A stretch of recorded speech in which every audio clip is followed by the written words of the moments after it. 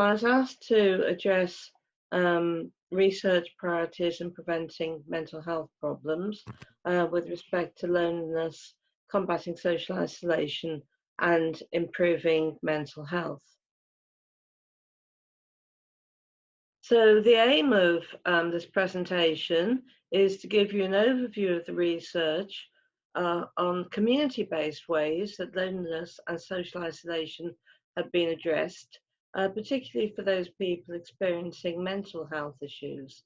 So although I've only got 10 minutes, I'd like to briefly outline what's known already, give a contrast in the definitions between loneliness and social isolation, to look at links between depression and loneliness, because depression is a major mental illness in people who do experience loneliness and isolation.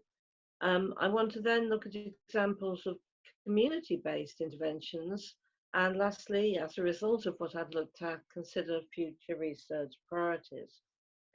So what is known about loneliness and social isolation?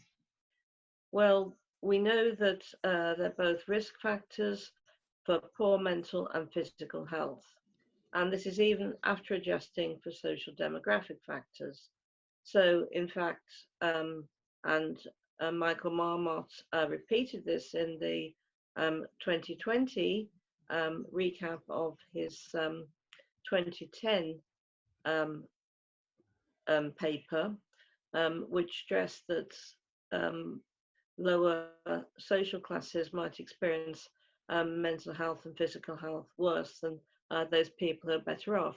But even adjusting for these factors, loneliness and social isolation does lead to poor mental and physical health. It can be worse in older age because of reduced social networks, often changes in family structure. There are some Scandinavian researchers who have concluded that the health risks from isolation and loneliness are the equivalent of smoking and obesity together. It's also true to say that loneliness is more frequently researched than social isolation. The most frequently researched outcome for physical health is cardiovascular disease, but the most frequently researched area of mental health is for depression. So just to compare, I won't go into all of the different definitions, and I have put a references list on the last 2 pages of this PowerPoint, should you want to look up any of these further. But basically, loneliness seems to be defined as some sort of discrepancy, and is often based upon people's own perceptions. So a previous study I did called Museums on Prescription, where we invited lonely older people to participate in local museum programs, asked people to self-define whether or not they felt lonely. And this is because it's defined by a perceived lack of something, lack of other people. The difference with social isolation is this is often measured using measurement scales, such as the UCL scale. So this is more of an objective experience. However, there are some overlaps between definitions. And in fact, when various authors such as Golden and the co-workers there have looked at correlations between these two definitions, there's only a very modest association, in fact, between them, despite most authors having just consistently used the two in one phrase. So I think we've got to be quite important what we're talking about, and I've tended to feature more upon the subjective experience, which is loneliness, as opposed to the objective experience, which is social isolation. So loneliness and depression, it's an independent risk factor for depression. Many authors have found that it's greater for men, but not exclusively so. Some authors have found it to be more persistent in particular groups, such as older British Pakistani women. And not all studies have been absolutely consistent.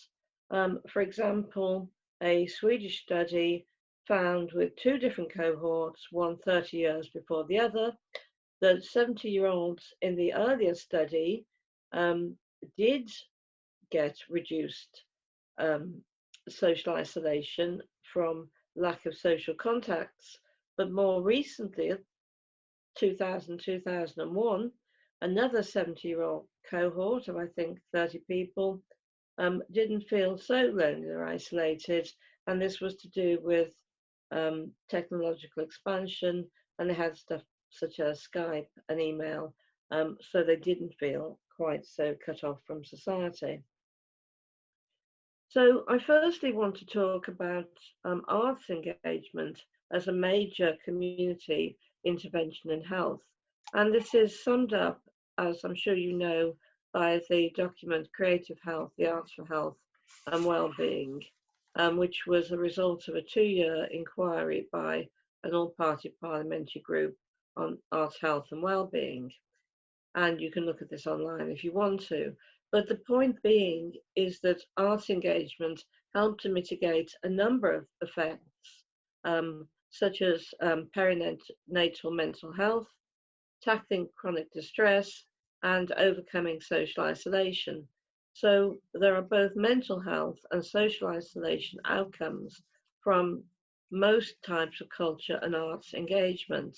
And a more recent publication by Daisy Fancourt, also at UCL, was a review of 900 publications that looked at improved health and well-being through the arts, and they found two main themes: prevention and management and treatment, both of which were useful for mental illness.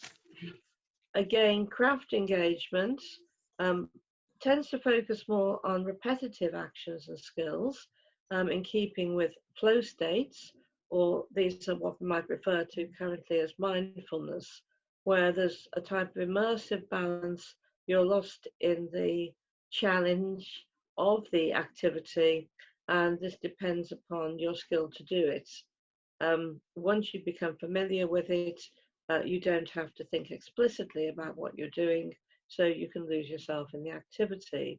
And of course, crafts have dated back a long way, but they were used quite extensively in occupational therapy after World War I as a way of getting through post-traumatic stress syndrome by taking people's mind off mental health issues, known as diversive therapy, but also through skills development in the hope that they might get a civilian job.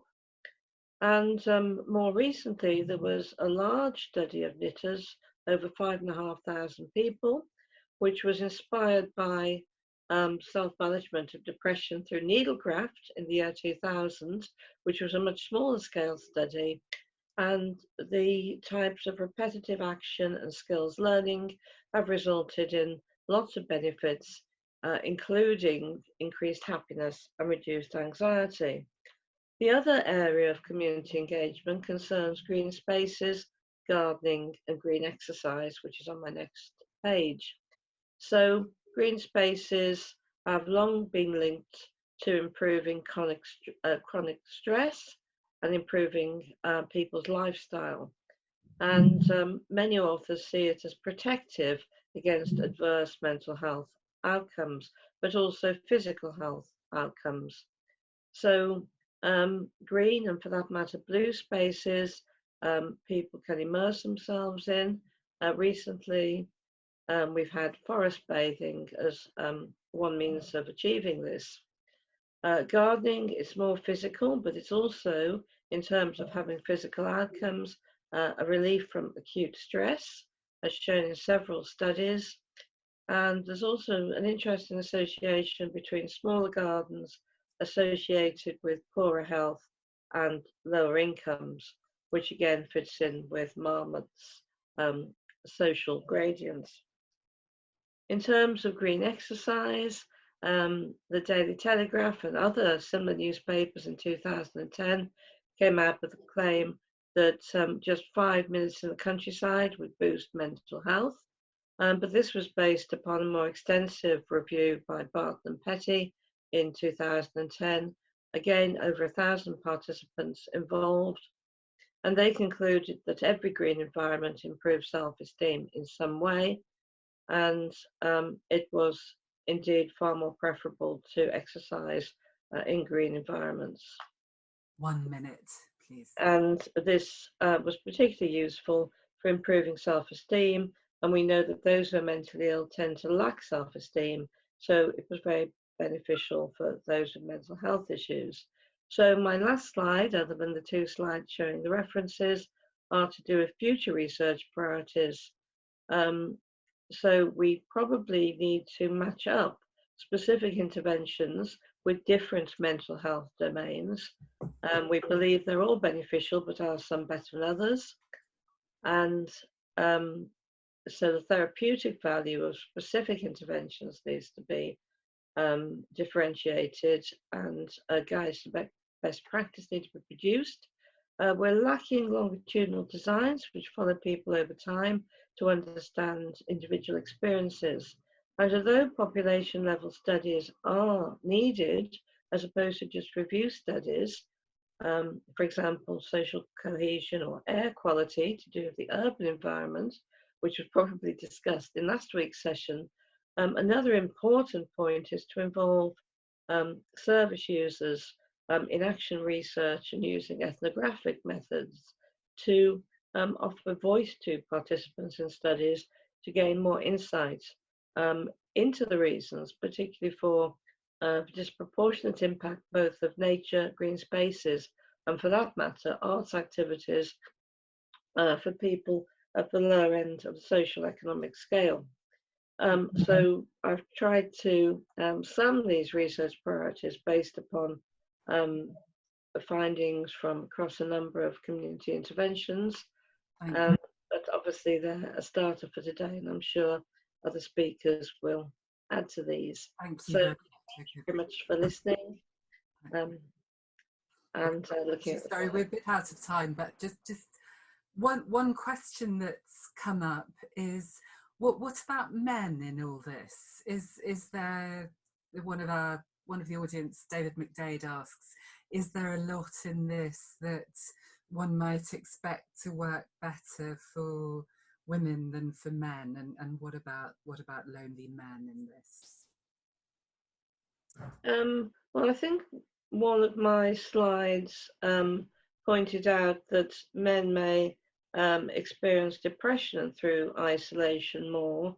I'm afraid many of the studies have been quite mixed. Some people have found, for example, that females might express stress, but it's always asked by self-definition. So perhaps a woman might describe something as stress, whereas a man might describe it as anxiety.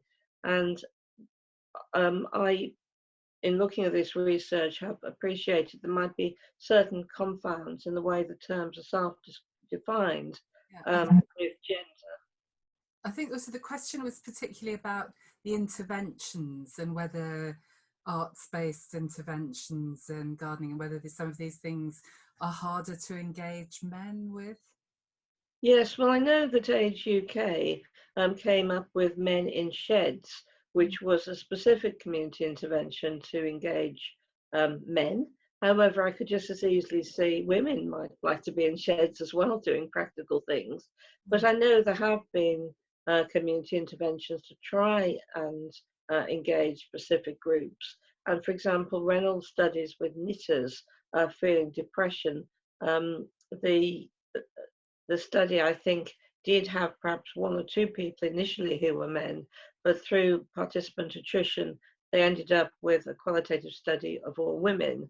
So quite apparently, if you're going to do needlecrafts, which you believe might be more attractive to women than men, then it's likely that you're going to have findings about stress or anxiety in women. So a lot is to do with the type of intervention or operationalization of the study. So I do agree, though, some community interventions do attract females more than males, such crafts might. But then if you made it metalwork or perhaps pottery, it might attract more men.